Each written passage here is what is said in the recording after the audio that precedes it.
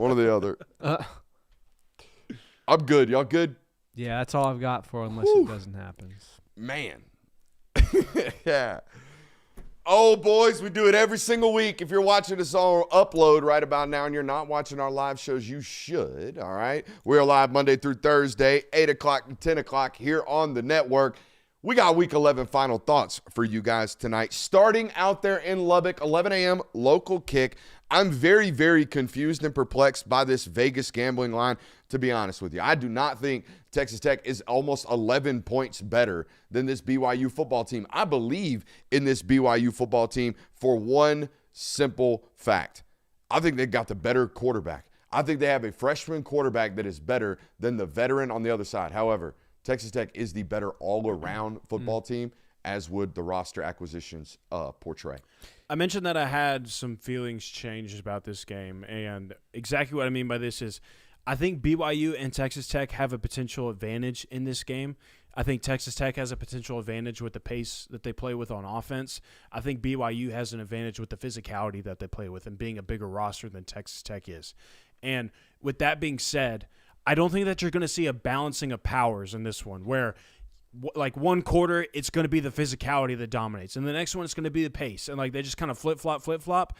I think it's going to be one of these advantages is just going to dominate and take advantage of it and control this game for the entirety of it.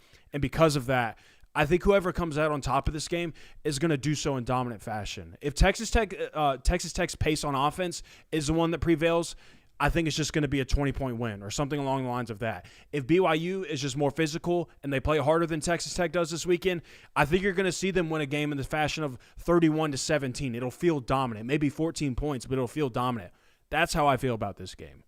Yeah, I kind of second both what you guys have said as far as the game goes. I think the way that we need to go into this game is this game will determine whether or not the Big 12 gets 2 teams in the college football playoff or 1. Because I don't really see an avenue for BYU getting in. Obviously, they are undefeated, and they are sitting very well. If Texas Tech wins this game, I think BYU is more likely to fall off. Obviously, if BYU wins this game, Texas Tech's probably going to be out because they already have a loss on their hands. So this will be a game that determines whether you get 2 or 1 in. I do want to push back. They have a very solid chance to rematch in the Big 12 championship. They do. Absolutely. And so there's that. That's why I did also want to add on this of, we usually clown on teams that are good at just keeping it close. Like we laugh when Mark Stoops does a backdoor cover against any team in the SEC. Win. We laugh at Nebraska when it's like, oh, another one-score loss for the Huskers out there. That's just them, though. BYU, that is your job this weekend. No matter what, you can lose this game. You have earned the right to have wiggle room here because you are undefeated up to this point. So you've earned the right to where you could lose this game and still be in position to hold a college football playoff spot, but you have to keep it close because the last thing you could do is have a 20-point loss to Texas Tech and then double down in the conference championship game. We just talked about a game that I don't necessarily understand what Vegas is seeing. I don't necessarily know what Vegas is seeing with this Indiana-Penn State football game either. The last 2 years of Indiana Hoosier football goes one of two ways with regards to outcome of football games. It's tight for 4 quarters against a really good opponent, or they blow the doors off of whoever they are favored to beat.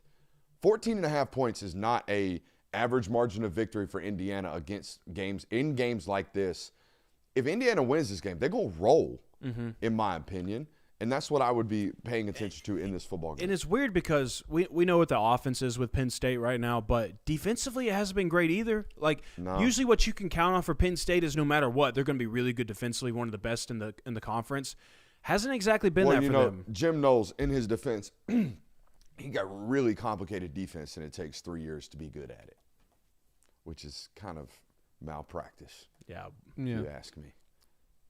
Hey, highest paid defensive coordinator in the sport, so what do I know? What do you got for me?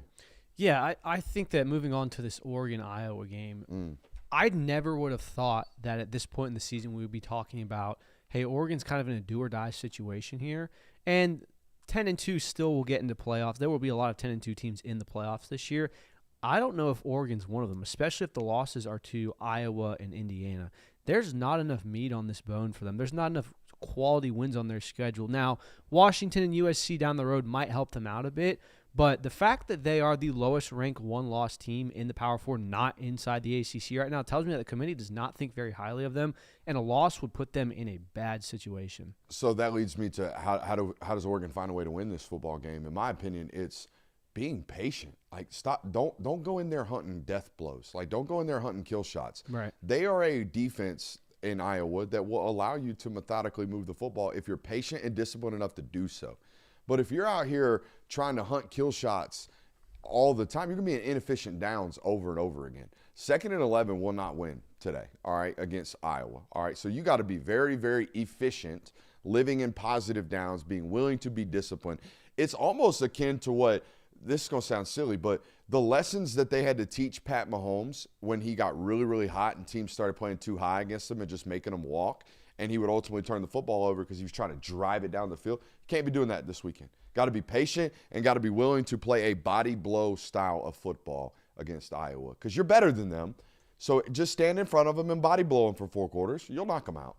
Yeah, I think that Iowa's like, it's not just because that their defense is really good, but it's like you talk about being patient, but it's weird to kind of gauge how you want to play these guys because do you want to try and ramp up the pace, but in doing so, you might put yourself in some sticky situations where, oh, we just crapped out on 2 straight drives, went 3 and out quickly because we were trying to ramp up the pace, and now we're giving the ball back right to them, and they're chewing clock despite only running 6 plays on the entire possession. Like, you get put in these tough situations against them on top of them pinning you down at the 10-yard line.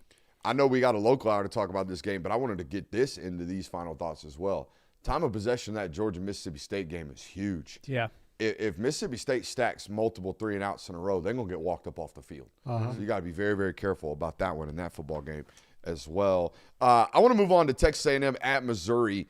My question going into this football game, it's not really even a final thought. It's more of a final question going into this one. It's just how comfortable could Eli Drinkowitz and that staff get Matt Zollers over this last 10 or 11 practices going into this football game. Gets thrown into the mix against Vandy. Tough situation. I thought he handled himself pretty admirably in that football game on the road. You got a home game, had 10 days to be the guy and prepare as the guy. How do you go out and handle your first start as a big-time prospect? Very curious to see how that goes. Yeah, and I think that's also going to revolve on the pieces around you making things easier. And we talk about complementary football a lot. Can the defense put you in winning situations? Does the run game give you enough to where you might not necessarily feel like, oh, man, this is my first start, and I have to win this game. I have to beat the top 5 team. It's on my shoulders. It's going to really depend on how comfortable Matt Zollers is. Will be a catalyst as to how well this team around him plays. I don't want to classify Matt Zollers as this type of football player, but I do think that you're not going to get the full picture on him in this game or really probably for the remainder of the season because just watching the few snaps that he played a couple weeks ago, he seems like the type of quarterback that wants to lay it all on the line every single Saturday. I don't know if he's going to be able to do that. I don't think he's going to be kind of limited in that regard of maybe the flash plays that we try and create because we can't get killed in the backfield because we have nobody else that can play quarterback. So kind of paying attention to that. It's interesting you say that because that was what he was labeled gunslinger, Brett Favre type of recruit coming out of high school.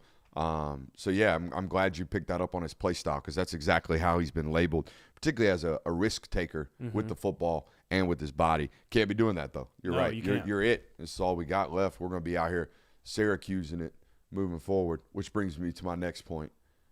Mario Cristobal, if you find a way to lose to a Lax Bro, they will fire your ass, and they should. I don't care how many jobs are open. I don't care if we have good candidates left. It does not matter. If you lose to a Lax Bro as a 28.5-point favorite at home as a Miami head football coach, you got to go. So watch out. That's all I'm saying. That's my final thought on that one. Like, good Lord, dude.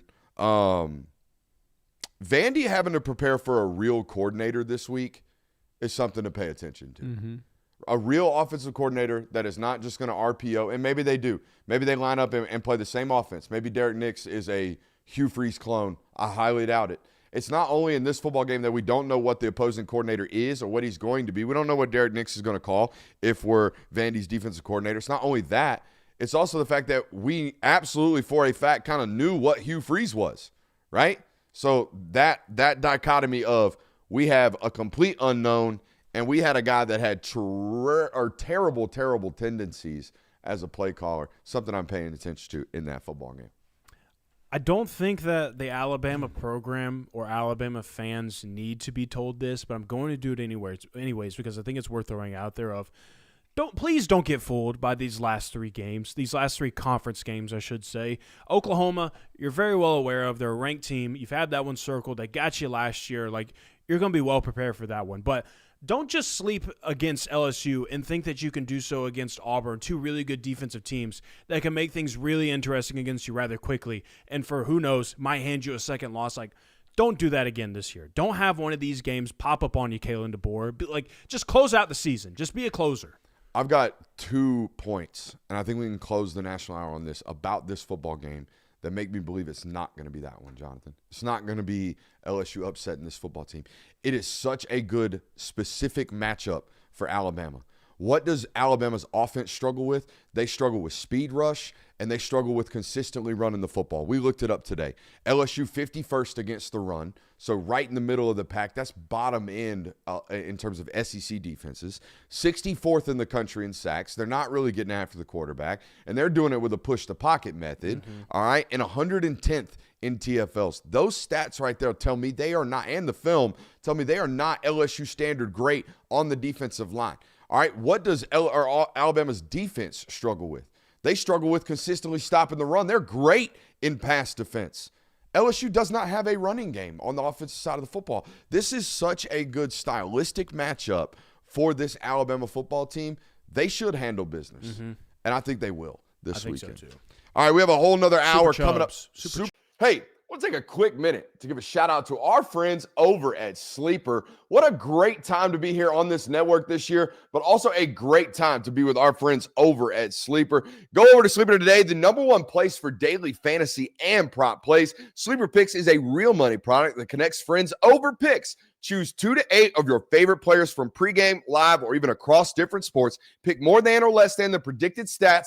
It's that simple. On Sleeper, you can get up to 100x payouts, share with your friends, and get rewarded today. Use promo code Brooks, as you see on the screen, on Sleeper and get 100% deposit match up to $100. Again, that's sleeper.com/promo/Brooks. Terms and conditions apply. Boys, as you know, we're about 28 minutes at the time of this ad read from the kickoff of NFL Sunday. So go ahead, run over to Sleeper right now. I'll give you permission to leave the stream actively. Go over to Sleeper, get a play in right quick, and get paid. We appreciate those folks over there at Sleeper. Again, that's promo code Brooks over there on Sleeper.